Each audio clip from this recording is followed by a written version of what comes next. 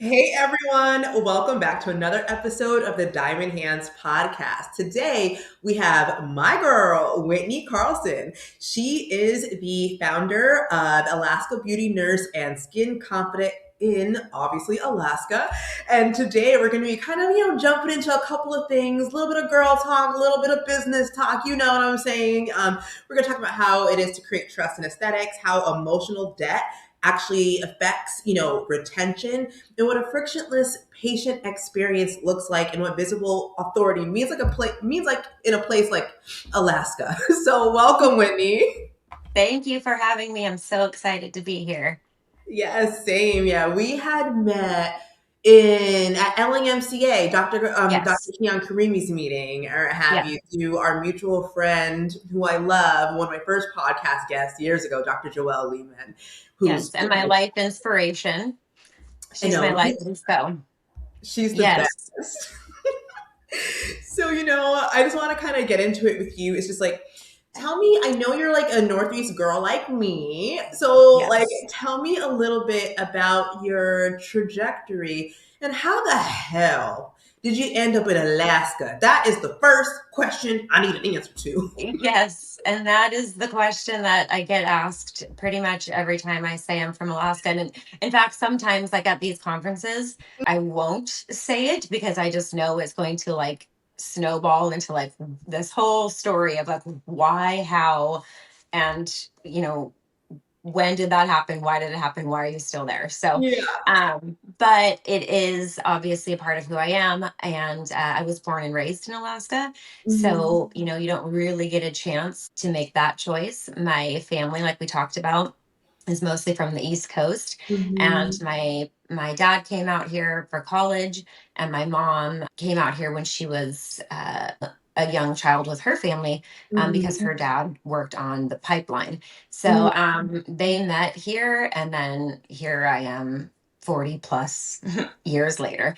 I started in aesthetics, I'm going to say not necessarily on accident, and we'll probably get into this a little bit more as we chat, but my journey into aesthetics, I think, was ordained. And I can just say Mhm. that right off the bat, looking back on every step of my specifically nursing career, but also some of the things that during my childhood and my teen years that brought me to where I am today. I feel like it was very intentional, and it's part of why I'm still here. So I was a pediatric nurse. It's Yeah. crazy to think I've been a nurse for 18 years and I've been in aesthetics for 16.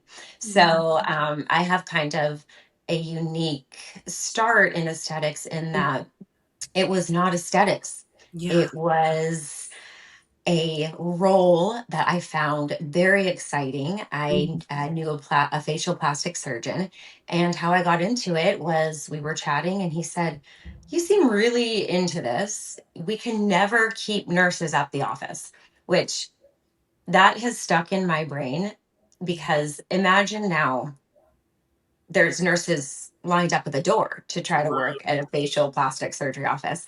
Yeah. And at that time, even my friends, because we were a little bit new out of nursing school, were like, "You're going to do what?" And I'm like, "Well, I think it's going to be really interesting. I Mhm. love what this office does, what it does for women, what it does for skin." We had a dermatologist. It was something, one of the things in my life, looking back now that I'm old enough to do that, that I have no doubt was meant for me. That's how I started. I was a pediatric nurse, and I continued to work that job for a little while I sort of built.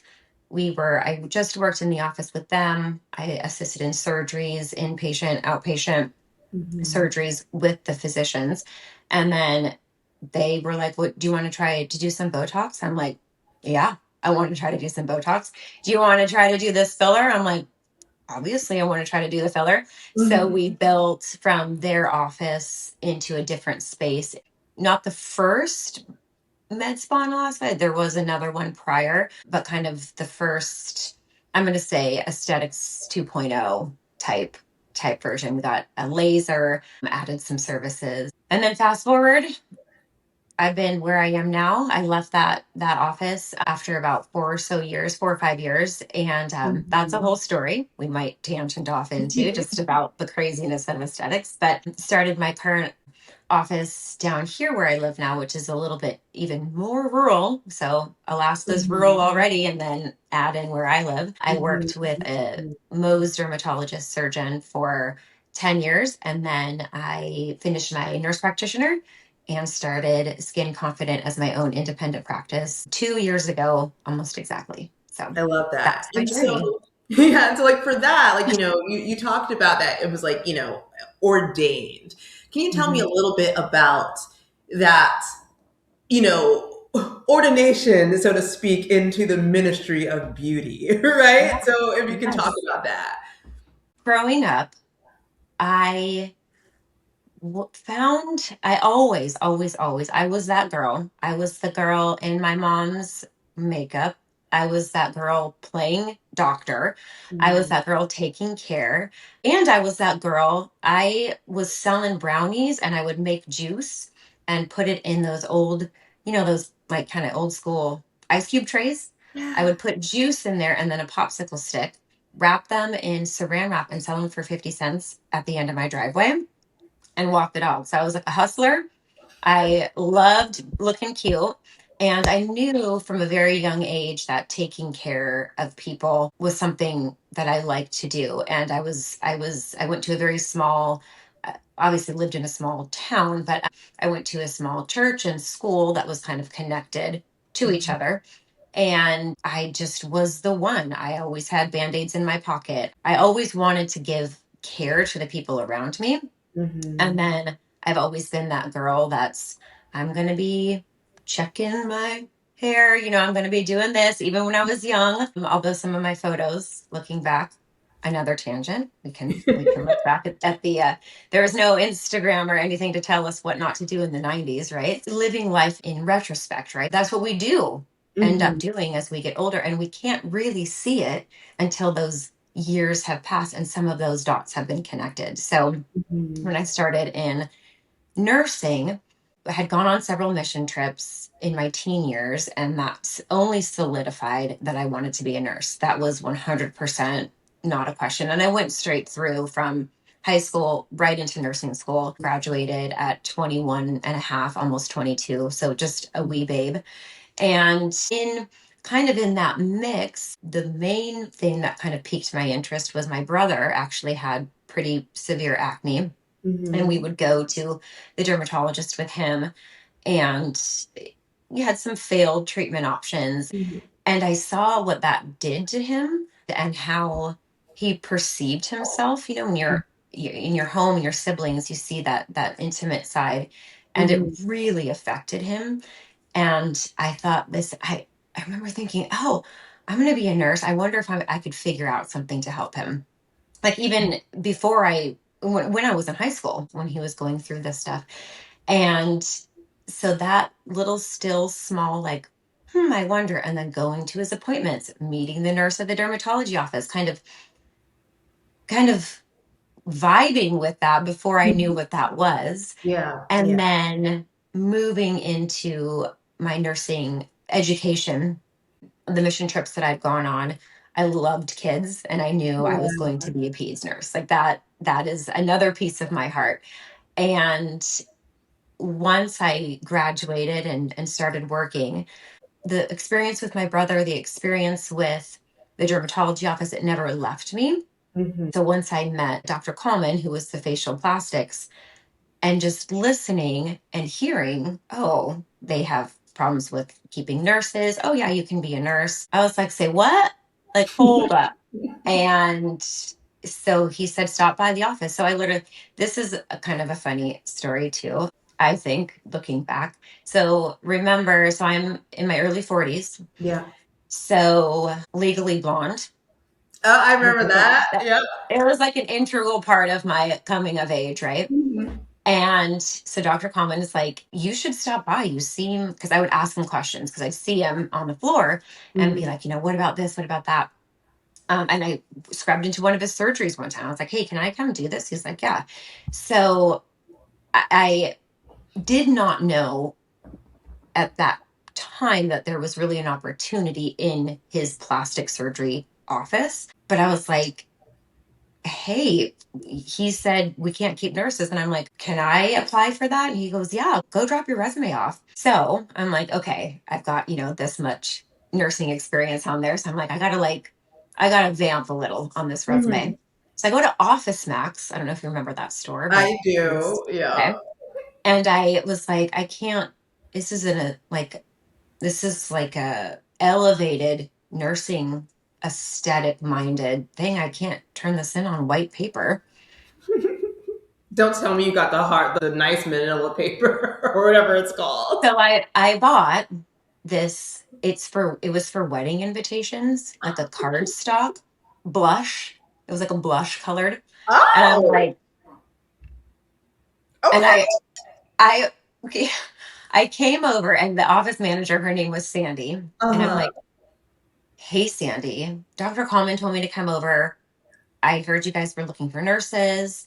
I just want to drop this off. I know I don't have a lot of experience, but Mhm. this is something that I can see myself doing something like this for the rest of my career. Mhm. She's Mhm. like, okay. I don't think he told her. She's like, okay. And I hand her my resume and she's like flips it over and there's nothing on the back.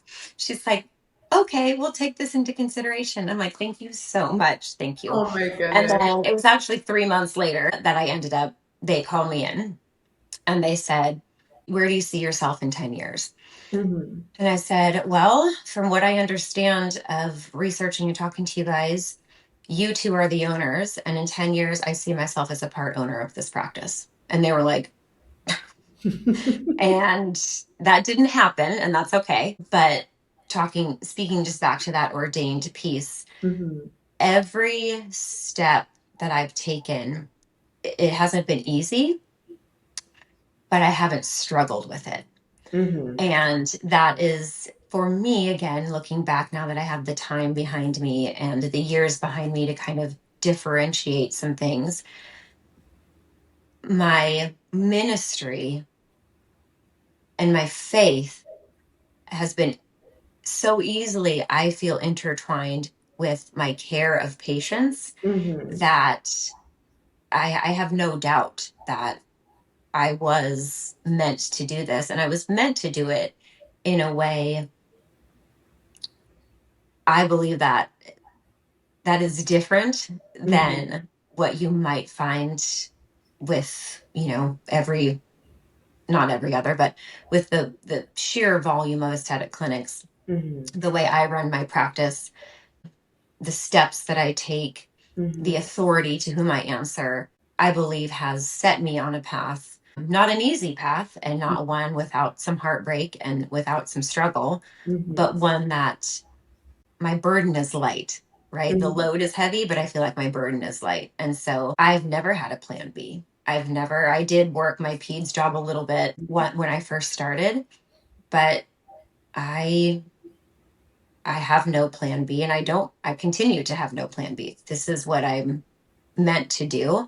And I feel that every day, Yeah. even in the hard days. So, Yeah, I love that. I was reading a what you call it, Shoe Dog, the memoir of the founder of Nike, or have you?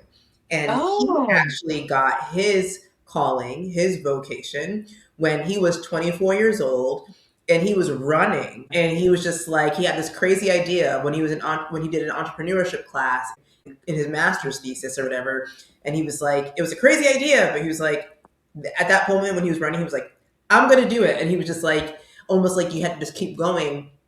He was comparing it to running. Like you keep going and it's not the journey or the destination that you're trying to get to. It's the fact that you're running and the joy that comes from actually running that makes it yes. worth it for you. And he was like, if anyone's going to give any advice, he's like, don't give anything else but to not stop until you get to your goal. And that almost is what reminds me of like how you're talking about it. Because the Yes. vocation, if I wanted you to talk about this for a little bit, let's talk about vocation for a minute, because there's a lot of people working jobs or owning businesses, so to speak, Hmm. but it's not a vocation. It's not Hmm. something that they hold to the highest esteem and regard and respect, and they're just Yeah. doing it to do it because someone else is doing it. Tell me more Yes. about that. So, oh my gosh, this, I don't know. How long do we have? This is like a We conversation got that, time, girl. Let's talk. This is just us parlaying back and forth. okay. So, this is something I feel this question when Mhm, people ask me, and I'm a trainer for three different companies now, mhm, and I'm going to say it. I don't have official, but I mentor. I answer lots of questions on DMs, emails, mhm, especially in the state. I think pretty much I'm like, here's my number, like here's my mhm, email. And something that I've noticed, and again, I started so long ago mhm, and have never doubted what I'm doing. I've seen this trend, and I am going to say post COVID. That's also more when I got involved in social media. So mhm, I had this my career for over a decade before I logged into social media mhm, with it. And so, there's kind of a correlation there for me as far as awareness, as well as post COVID, and so many mhm. people getting into wanting to leave the bedside. Yep. And I speak and I chat with nurses, nurse practitioners sometimes, and their struggles. It's not that I don't identify with them, but I'm like, well, that's not the point. Why are you doing this? Do you love what you do when you go to work? Mhm, None of us want to go to work, right? Like, I want to get up and enjoy my morning coffee in bed, and, mhm. then have breakfast brought to me, perhaps on a tray. But yeah. But when I go to work, it's not work. What I do, it is a part of me, and the good and the bad, the vocation piece of it, it feels very natural to Mhm, be with my patients. What I have found less vocation is the leadership role, and that's something that mhm, I've definitely pivoted into over the last probably 6 months. I'm finding that to be more challenging, more running a business. You take that hat off me and you put me with my patients. You put me trying to figure out how to make their experience a little better, which paper to buy for our thank mhm. you notes, which bag to get for our VIP gifts. Oh, that's that's where the orchestra, that's where it moves. Yeah. And I know even more so, again, that the tincture of time and being able to look back on my journey the past 6 or so months, where I've really been like, oh my gosh, I probably need to work on my business a little bit. I mean, we talked about that in LA, like, okay, I need to pivot. I need to focus a little more on what the actual business is as an asset, rather than Mhm, myself as an asset to the mhm. business. That's been a struggle. And that's been something that doesn't come, I don't think it comes natural to me. My vocation, my calling is not business. It's not helping people with their KPIs. And so when we talk, to kind of go back to your question of what that looks like, I really wonder if social media was not a part of aesthetics in the way Mhm, that it has become a part of aesthetics, mhm. would you still do it? That's a question that I've asked several kind of, people who are kind of seeking some guidance and some career, like, because it's Mhm, hard. It's really freaking hard sometimes in mhm. this field without social media. You Yep. have it. Leslie, I'm going to admit something right now for the podcast. Mhm. I had a litosis this week. Really? Oh, you did it to yourself? No, on a patient. Oh, I was like, what? No, I got my upnike in there. No, but no, I haven't had a litosis in a decade. Long time patient. Mhm, Love, lo- someone. She's just a gem, and she sends me a photo, and she's got a little. Thankfully, it's not severe, but I'm like, oh, I've been I've been a wreck this week. I cannot believe that I had this litosis.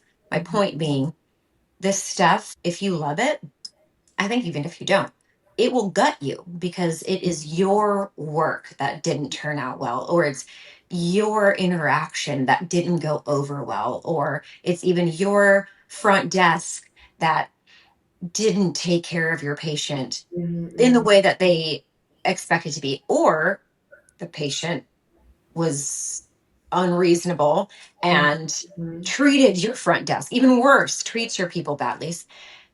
It's so right here. It's so hard. It took me a really long time to understand how to manage that. But what I will say with people that maybe they look at this because they think it's fun, they think it's easy money.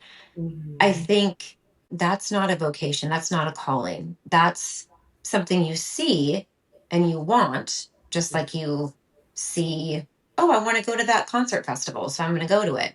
Oh, I want to be an aesthetic nurse because they look like they have so much fun and they look like, do they even work? That perception of aesthetics, I think, has been a disservice. And mhm, so in these hard moments, if it's not your calling, they will crush you and you will not be able to recover from that. If it is your calling, and if it is a learned technique, because I mhm, can I can admit that I took it a lot harder in my earlier career than I do now, but your whole heart goes with them, and you, even if they are being unreasonable, even if it was a good result and maybe they're still upset, you understand that it's a mental emotional connection, mhm, and part of our job is to bridge that gap, good or bad. And so that's, I think, the vocation piece of it is, I'm here for that. I'm here for the good, bad, and the ugly. I took it a lot harder in my earlier years. mhm, Now I've been able to separate that a little bit, but still, I get a text 2 days ago about a patient having a little bit of ptosis, and I'm Well, what can like, you do? I mean, it's one of those well, things. It's like, I said, girlfriend, I am so bummed. I'm mhm, going to get you some Upneek. mhm. Let's see what it looks like. It's not too bad. It's not too bad. Uh-huh. I'm going to assume that it's going to wear off within a few days because of it was minor, but I'm still thinking about it. I've been going over in my head. I've been doing this patient's Botox for 6 or 7 years, perfection. And this one time we have this hiccup. But that's she's like, it's okay, Whit. I know. I know you're gonna I believe her text, like, oh, it's actually on my phone, so I can't check it. But it said, I know you'll take care of me. I'm like, I'll take care of you. Because that's how my practice is. That's how I am. And I think that does go back to that piece of, it's all wrapped up in here. Mhm. Here is where I'm working now. A little more working. I've been heart forward for a really long time, and I think that I'm fine with that. That's contributed to where I am today, Mhm. and I will continue to lead with that. But that's, I've never ever questioned, not a single time, if this was what I was supposed to be doing. Yeah. So And that makes sense. I mean, and the thing is, it's like there's nothing wrong with being heart forward in business. The only challenge is when you start making bad business decisions because yes, you yes, are showing almost toxic empathy for situations that you shouldn't yes, be showing empathy for, right? And yes, that's where yes, it becomes difficult because we yes, think of the business as an entity too. It's like I am Leslie, or I am Whitney, or I am Mary, and that's me yes, inside this business. But then this business is something that's living, breathing, and it has to that's move. It has to move efficiently, and yes, and so like when you're leading, and I think leading though, if we're gonna get biblical with it, they say many are called, but few are chosen, right? And it's yes, one of those things. It's just like you're called, you've been called to do this work, you're doing this work now. Leadership is just another part of your calling that you have to get good at if you yes. want to get to your next level of ascension, right? Oh, And so many of yes. us have challenges delegating. We have challenges putting our vision out to our people so they Yes. become extensions of us. Challenges Yes. even choosing the right people to represent us, right? Yes. So many people can come in, and you can tell us about it. Like, people come in, smoke and mirrors, best intentions, and then they suck. Oh my gosh. Yes. Yes. All signs point to yes. And then it's a brick wall. And Yeah. you're like, how? How? And my experience with that since opening the Skin Confidence. So I've been fortunate enough, I will say, I have had my same business manager and team lead front desk. She has worn every single hat. She's Mhm. been with me for 12 years. Love So that. I feel I am like she is. I have my two kids, my business, and I have Mandy. Like these are all things that I want to take care of. um and so I feel very fortunate in that, but we've grown and we're continuing to grow, and we've had some rough things in a span of 2 years. I'm like, how in the world did we go 10 years, like Mhm. just chugging along? And then 2 years, and we've had this fail and that fail. And part of that is me because I'm a Mhm. provider and I've grown up in this specialty, right? I mean, Mhm. starting something at 23 years old and still doing it at 42, I'll be Mhm. 42. It's That's beautiful. not a usual path. There's fewer people that I think do that than actually do. And not Mhm. only still do it, but are thriving, loving, and continuing to build, right? Like Mhm. I feel that's vocation, calling, ordained, all of that. But aside, these past 2 years, I'm like, I've learned, oh my, okay, the business is me. And I can't have the business be me. The business, like you just said, it needs to be its own sort of ecosystem that I am just a part of. I can be a big part of it, but the people that I don't want another me, but I want people that want to be a part of this ecosystem, Mhm. and when they get in it, they thrive. So Yeah. they are pulling all of the oxygen and breath of and life that I've put into it and that has also been breathed into it. Mhm. They're pulling that, and not from me, Mhm. because I've been able to step out, or step outside of the main part of the ecosystem.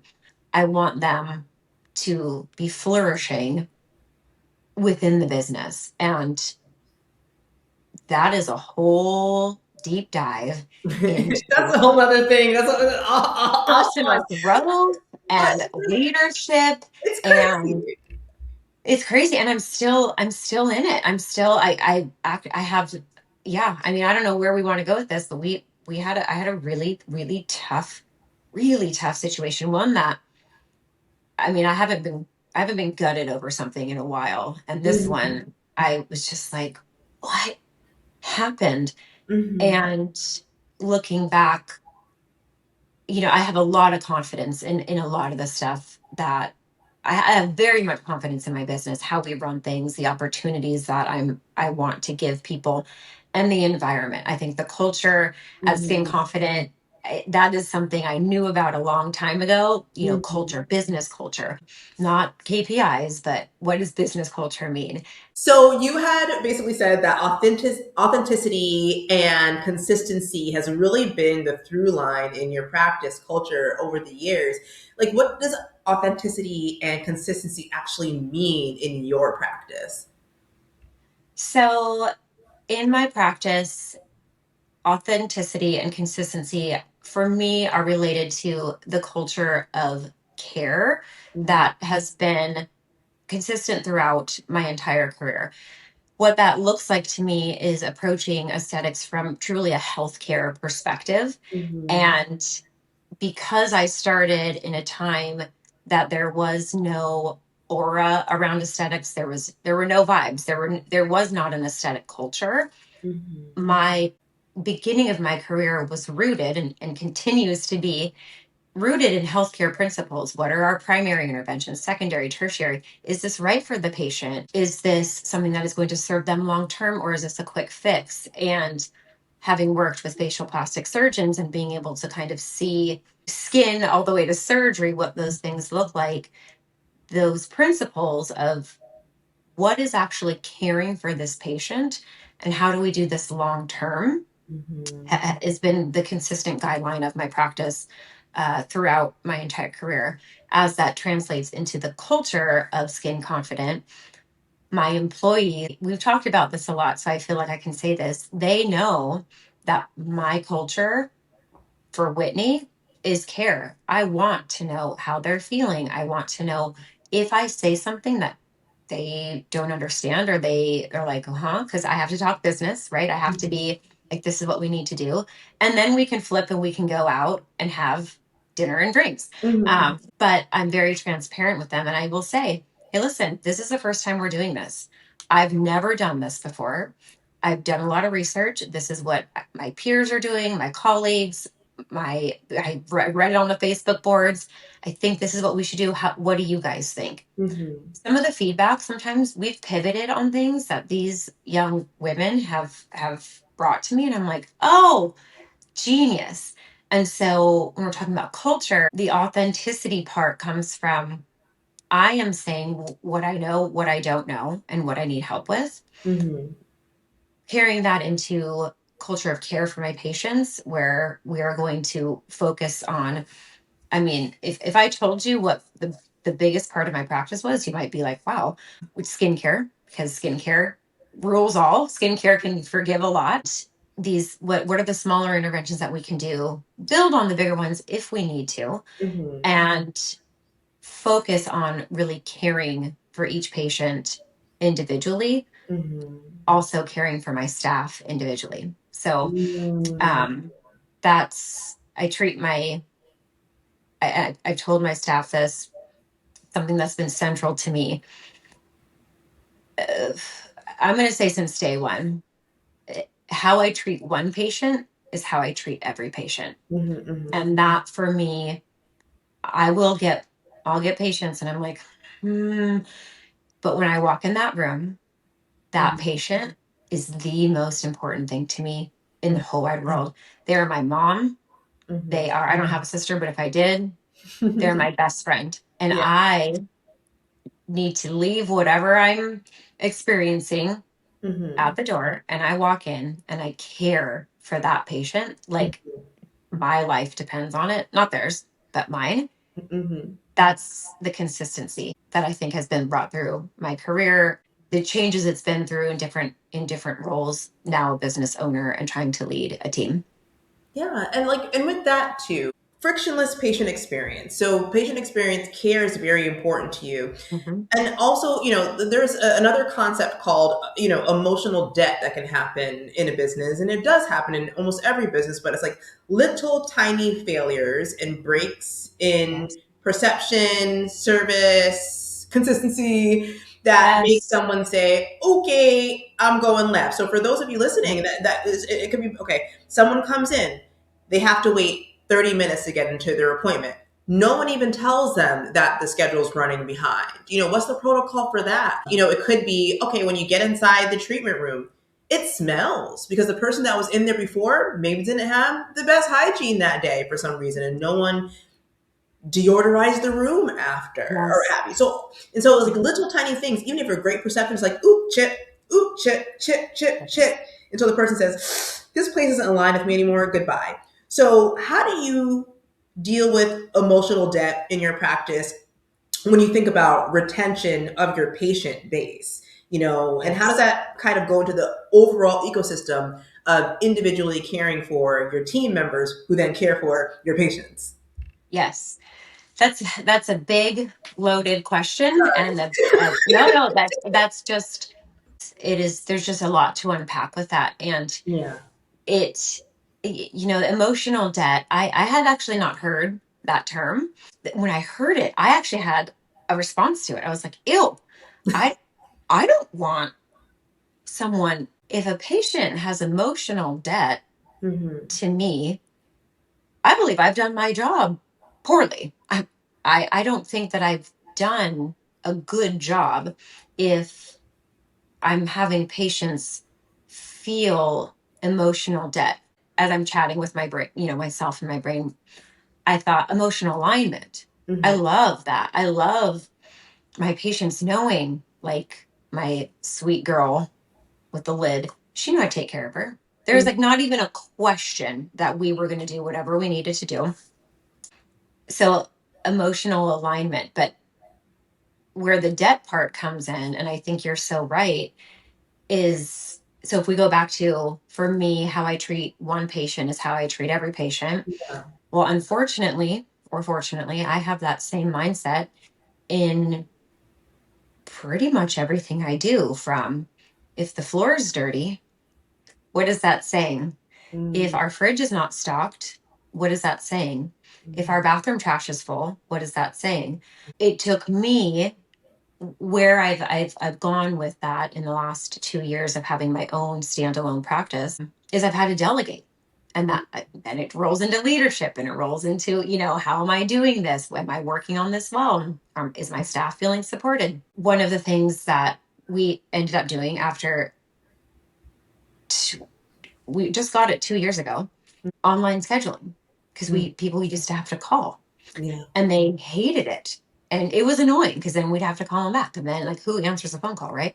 So we did that about a year ago. We were like, because I've had a great patient base, but it has grown significantly now that I've actually had my own space. We're like, we got to text. We have to text. We have to be able to do this. Mhm. Well, then I was doing it, and I'm checking the messages at like 12:30 in the morning. Like, that's not. So Mhm. just maybe 6 months ago, sat down with the team, and I'm like, between the three of you, how can we make this better? I can't check the messages anymore. So they talked.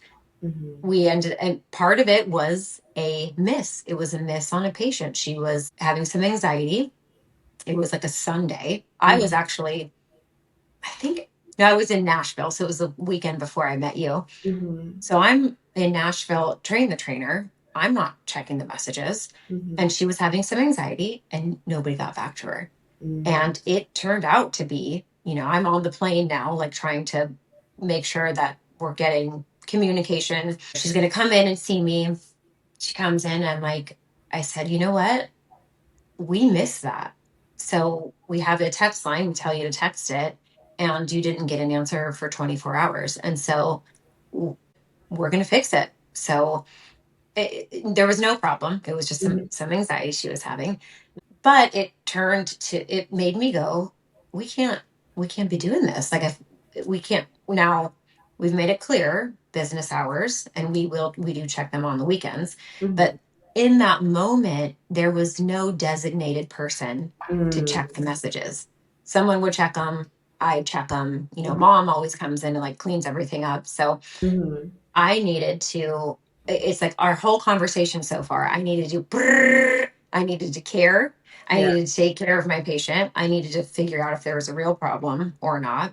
I Mhm. needed to be a leader and delegate something. I Mhm. needed to train my staff and inspire my staff, tell them Mhm. why this is important, and Mhm.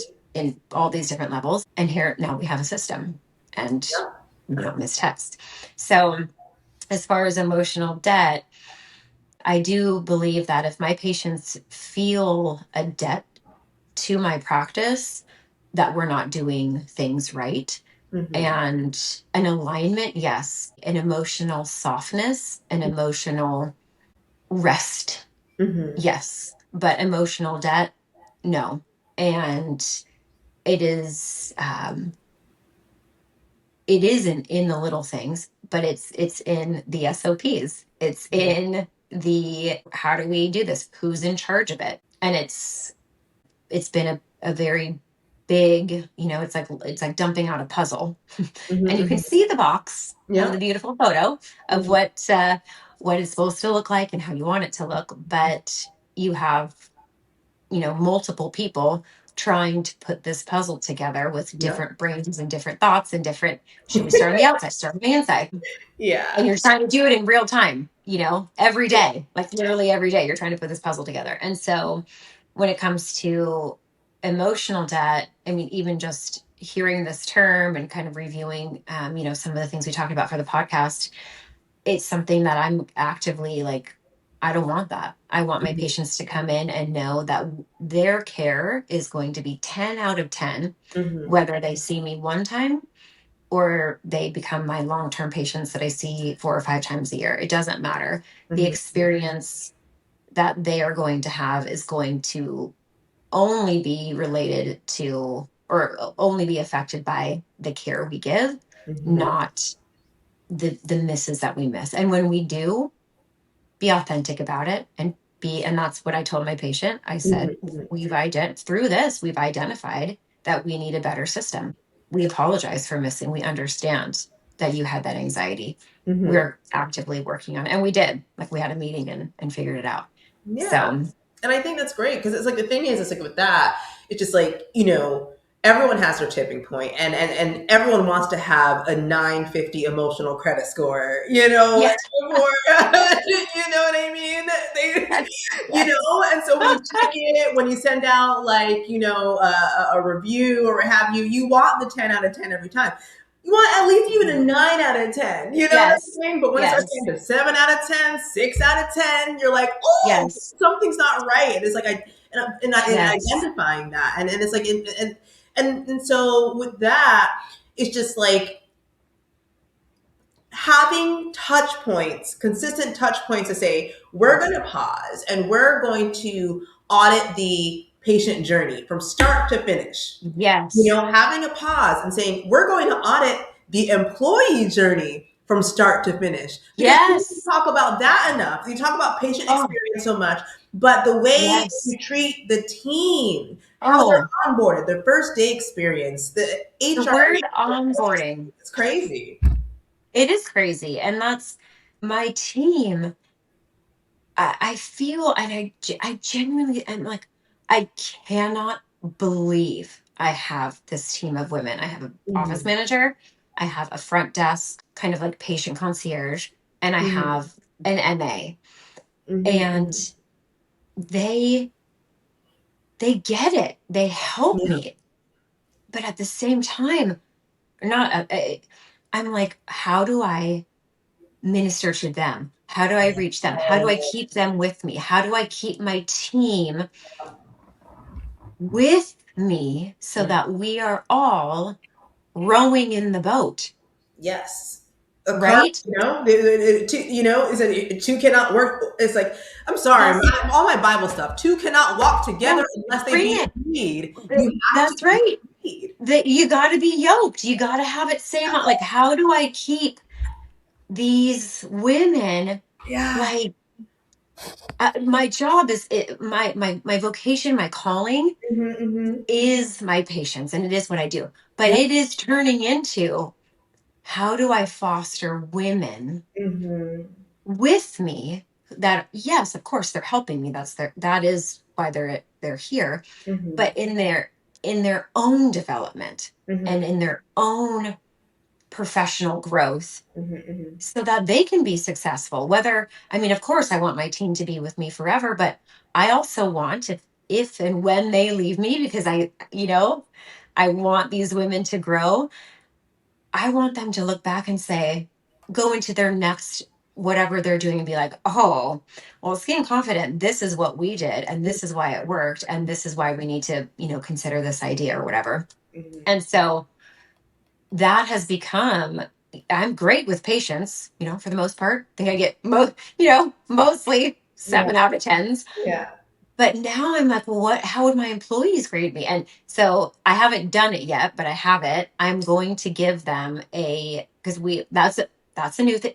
Let's employee reviews employee reviews and you have to put it on your schedule Yeah. and you have to block time out for it. I Hmm. mean, and you got to do it. And I've been so proud of myself. A small growth thing. I'm like, I did one last night. I did a 6-month review. We went through it and I'm going to give them like a review of me because I'm like, you guys, I want to know. I feel like I'm relatively self-aware, Hmm. but I want to know, how do I do things that maybe you don't like? And we did it a little bit. We've done it. We're having weekly staff meetings. Can you imagine? You have built a seven-figure practice in Alaska. And you did Yes. that, clearly before a lot of the social media nonsense, before like all the smoke and mirrors, right? So like Yes. for you in a small place, it's like, what does visible authority look like in a small community, and how do you build that? And this is going to be something you say, like, if you lost your social media tomorrow, how do you go about building your business? Give us like 3, 4, or 5 steps.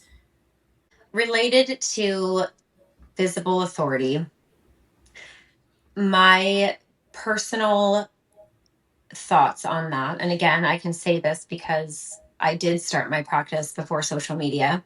Mhm. Being seen and being trusted are two very different things. Mhm. And something about growing a practice in Alaska that I do believe is a little bit different is we don't have the resources. We don't have the education around us. I am very rural, so even worse, but even in our main cities, we have very few reps who actually live here. So Mhm. we're not having people come by our office all the time. We don't have, like I said, nothing education. All my education I've traveled for Mhm. internationally, some of it. And so what I am confident in and what I know my patients are confident in is the results that we can give and the trust that our current patients have in us Mhm. versus my social media. My social media, it's a tool. I do try to stay relatively active on it. I should do more. Mhm. But if Instagram died tomorrow, my practice wouldn't change at all. There's Mhm. nothing at all in my practice that it would change other than I would have to go back to the old school photo books of before and afters. Being seen and having visibility, that has become a part of the conversation Mhm. that really doesn't have any substance when it's by itself Mhm. related to trust and results for your Yeah. patients. Yeah. And so I had a unique opportunity to learn that, Mhm. know that already, and then incorporate social media as a tool Yeah. rather than the backbone of my business or posting all the time. Mhm. My chair's full. You know why I don't post? Because I don't have time. Mhm. So why I don't, I post once or maybe a month, maybe twice a month if I'm on top of things. It's because I'm working on my skills still. I am still studying. I still am going to conferences. I'm still doing hands-on training. I'm still I'm still growing my skills. Mhm. Mhm. I don't care about how many followers I have. Yeah. Like it's Think about great. the patience. You have a 7-figure I, practice in oh, Alaska. I got patience. I got patience. I'm like, I'm working more than I want to. I'm adding days. I was, I was set recently. I was going to stop taking new patients, and that Mhm. I had to pivot a little bit from because we had a provider situation that didn't work out. But I'm Mhm. like, I'm busy, and Yeah. whether or not I post about my breakfast, yeah, that's a whole game. Social media is a whole thing, but it doesn't matter if I Mhm. can't keep patients in the door and I can't keep people coming in and I can't keep my authority in the space. So Mhm. I'm much more focused on being trusted than being seen. It's so interesting you say that because, as you said, and we'll kind of end on this, is like, I really enjoyed what you talked about, where it's like you built your practice before this was even a thing. And you believe people are coming in to medical aesthetics who are not treating this as a vocation. They're not treating it as a medical specialty. They're treating it as something that, okay, now I get to wear YSL, my Irma's bag for Instagram and Yes. show everybody this great life that I'm living. And sometimes people are doing this funded by husbands or what have you. They're doing this before they even have the the receipts, so to speak. Yeah. You know what I Yeah. mean? And they wonder why, it's like you're running, you're like the cart's running before the horse. They wonder why they're feeling Yes. so frazzled. It's like Yes. sometimes you got to get down into the darkness and just do the work. Yes. And then when you Oh, come up for air, then you say, guess what? This is what I did, baby. Let yes. me tell Yes. And you. you don't feel that anymore. That goes back that whole imposter syndrome thing, Yeah. right? Hmm. People ask me, and I say, God, I don't know.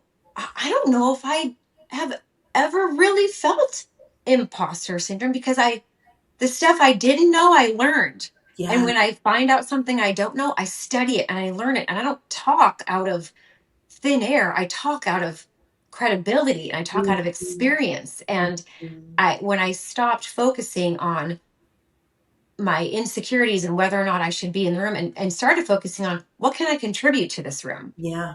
Yeah. What can I speak that I'm so confident in Mhm. that I have no doubt I'm not impostering anything. I'm well Mhm. aware of the situation and I can give solid good advice, Mhm. whether it's whatever it is. Mhm.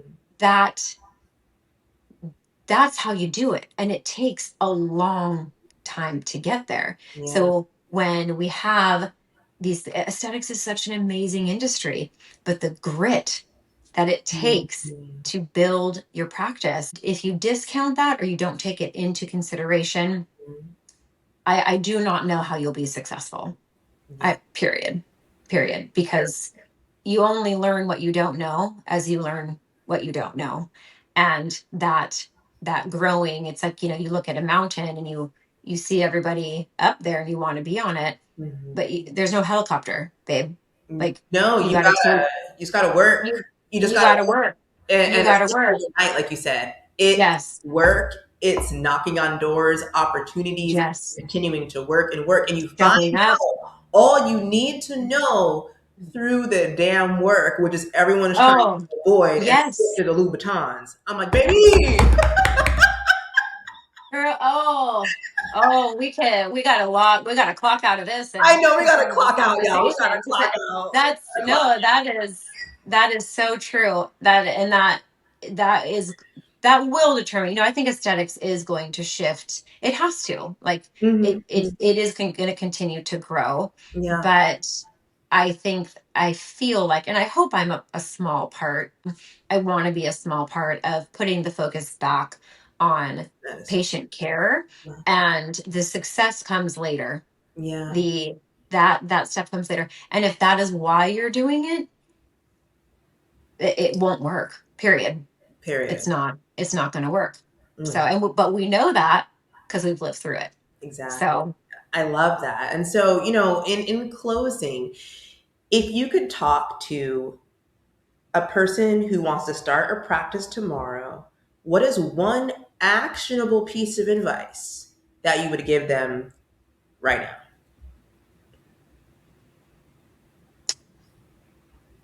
my first piece of advice is, what is your market?